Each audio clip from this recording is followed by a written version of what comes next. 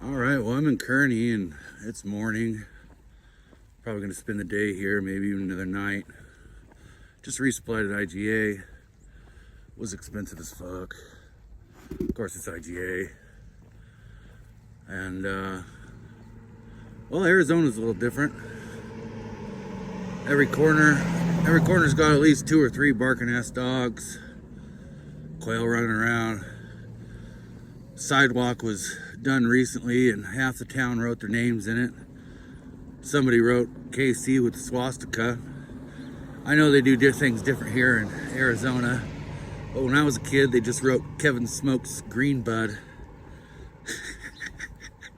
Oh, that's funny. Down by Forey's. If you know what I'm talking about, you know what I'm talking about. Anyway, I've got about 40 pounds of resupply here, so I'm not really sure what I'm going to do about getting my gear in the pack with it. I'm going to try to skip Superior, go full 80 something all the way up to Roosevelt Lake. And so heavy pack and hot temperatures are what I got to look forward to. It's supposed to get up to like 100 tomorrow. So I'll only be able to hike till noon before I'm hiding in the shade of my Tyvek because there is no shade. Anyhow, we'll check in then.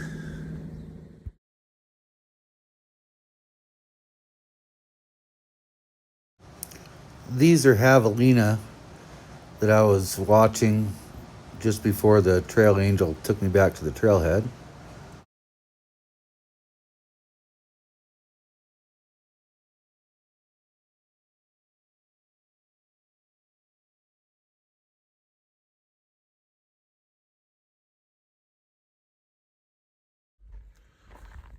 Well, it's day 26. The sun's just coming up. It's already getting warm. Probably gonna see 100 degrees today. Spooked up a bunch of birds. I'm gonna see probably 100 degrees tomorrow and the next day, or 97 or whatever. I'm from Washington, it doesn't matter. If you're over 90, it's 120. Looking at about 13 miles today, until I get water access from the Gila River before I go up into the Superstition Mountains, which are supposed to be pretty cool. There's been a lot of talk about norovirus and it being in the Gila, and it being elsewhere in this stretch, which has me a little concerned. I just have to be safe, I guess. There's not much I can do except for use hand sanitizer a lot, and I've got a brand new bottle of it. I just stayed in Kearney for a couple nights with some trail angels, Jeff and Q. They were very pleasant and took myself and many other hikers into their home, and got us shuttled from the trailhead, shuttled me to the trailhead this morning, took us into their home, and they don't ask for anything. They ask for some conversation, and that's about it. They do have a donation box, which I didn't even know about until somebody asked about it. So it's not like they're pushing anything. They seem like wonderful, honest, generous people. And it all started with just cash and water, and they got hooked into the hiker community, and hikers are a lot of nice people.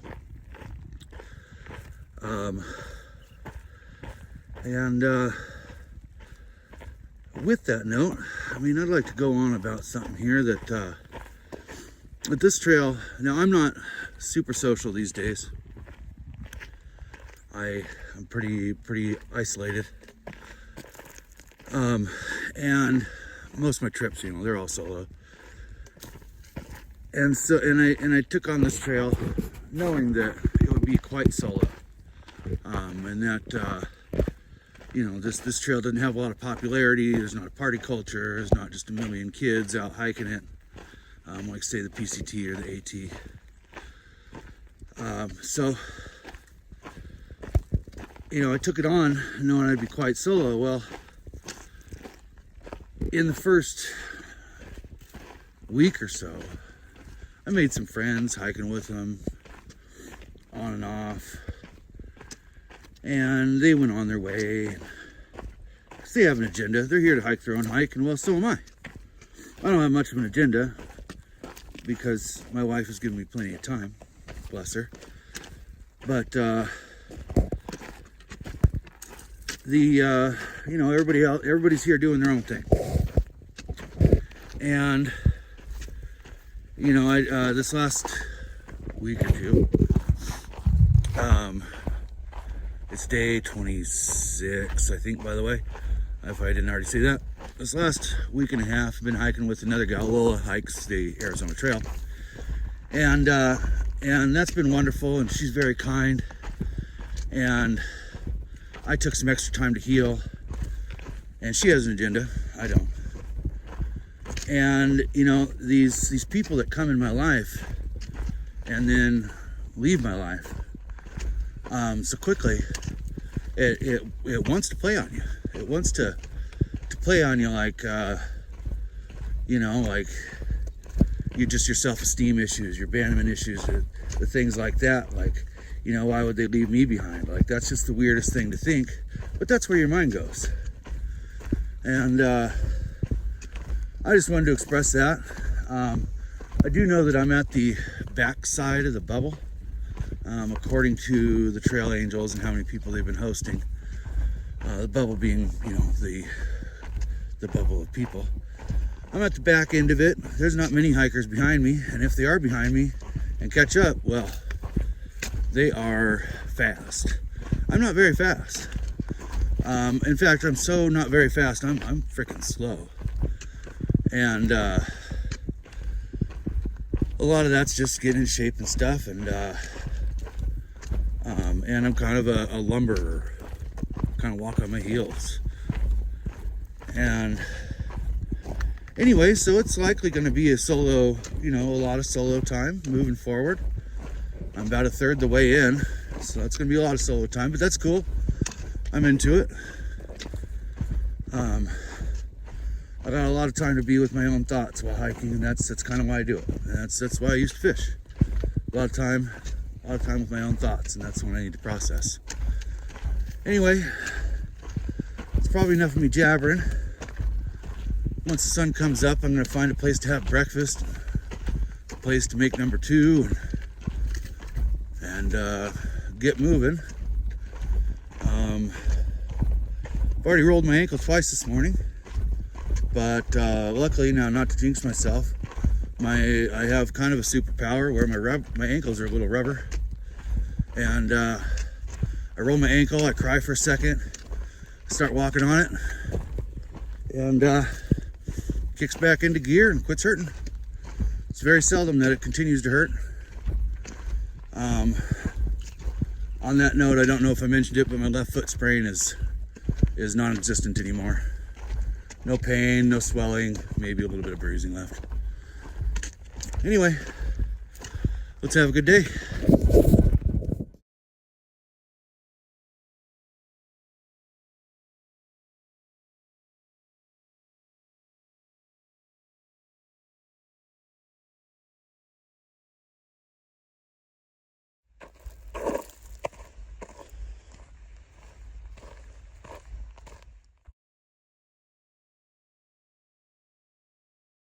Now, I'm pretty sure this guy is scoping me out. He's been following me for a couple miles.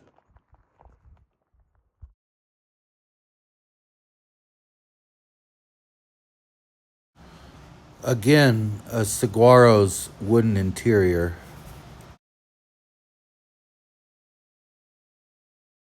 All right, it's 11:30, and I've been hiking a little bit over 6 hours. And it's 91 degrees, and I've got 1.9 miles left to my tentative place to camp tonight, and I think that's what's going to happen. Probably hang out all day under the Tyvek shade. Hopefully there's some trees because we've got the Gila River here, and there's some bushes growing from the water. Anyhow, 1.9 miles, and but at this point I'm just barely crawling as far as speed goes because it's just hot and just baking. But we'll get there, and then we'll make decisions on whether or not we're going to hike tonight or early in the morning.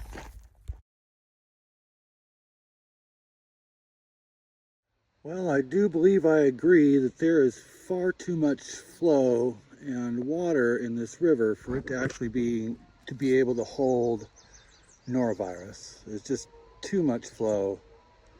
The viral load would have to be so high. But I don't want to get sick, so of course I'm filtering, and the suggestion is to also use bleach tablets and make it taste like pool water, so that it can kill you slowly from chemicals instead of quickly from norovirus or giardia or whatever. So I'm going to filter up 6 liters and take it up top and find a shady spot. I nearly immediately drank filtered but untreated water, so it was in the air at this point whether I had norovirus. So I was just switching out my water bottle for a full one, putting some Mio in it, had the cap off, went to put it back in my hip pocket and squeezed my bottle, launched myself an earful of Kool-Aid water. Now I got earful of Kool-Aid water and wet titty. It's 96 degrees in the shade, and it's 102 out walking in the mixed shade and sun. I'm just trying to get in the last 3 miles, and I'm struggling. I drank a liter of water in the last mile and a half.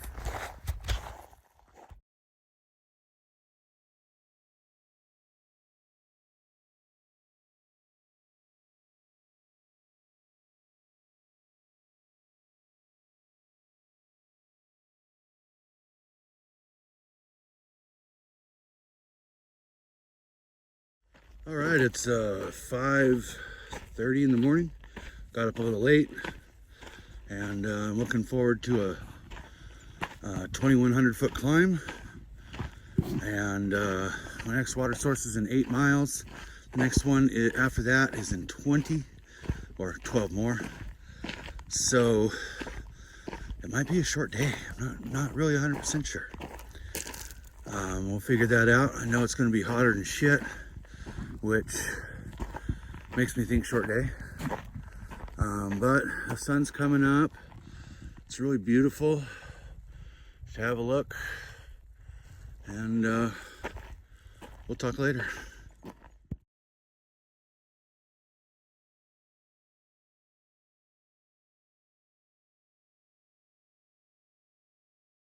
Think high protein bars. They taste like indoor latex paint.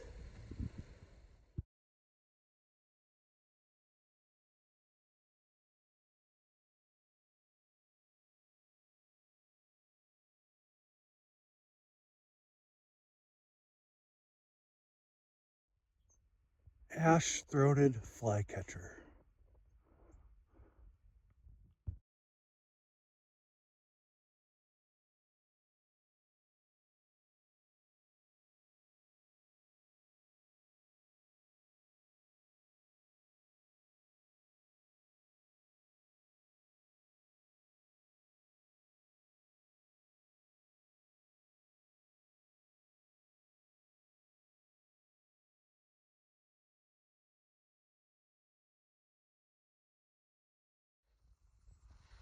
This climb has just been absolutely gorgeous, and hot. Started at 62 degrees this morning. It's currently 92 degrees, and hell, I don't know what time it is. It's probably 9:30 or something, maybe 10. And I was going to just bring 3 liters of water because of the length, but I decided with the heat I'd bring 4.5, and now I'm down to a liter and a half. A half a liter, and I've got about 1.5 miles to go. And so I'm going to need every single drop of this water. And kind of wish I would have brought more.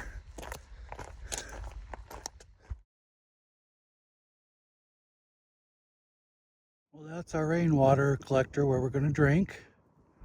And it's a little ways away. And if I die of thirst now, I'm going to be pissed. But I won't. It's not that far. All right, so a couple Americans, a couple Brits, a couple folks from Germany, and a couple French Canadians all meet at a water catchment. And that's the end of the joke. We all just sat there all day long. It was pretty neat hanging out with them though. There's quite a few internationals today. Other than that, I measured 102 degrees today, and that's hotter than heck. Down to 84 right now. Got 6 liters of water on me. It's 12 miles to the next water stop, and well, I'm hoping for 3. But as soon as this liter and a half goes, it's time for me to camp. When it's cold in the morning, I'll be able to make good ground with not much water. But it's evening, and all I really want to do is go to bed. It's also very hot. And that's all I got to say about that. One of the French Canadians was airlifted out with a broken ankle a couple days later. All right, first observation of this area is, well, it's the Tonto National Forest. But I do believe that forest has a definition that includes trees or something like that. Biggest trees I see are there's a couple mesquites that are about 8 feet tall. Hey, there's one down there that's about 20. I lied, it's more like 10. But it's beautiful. I'm gonna get walking before I die of thirst.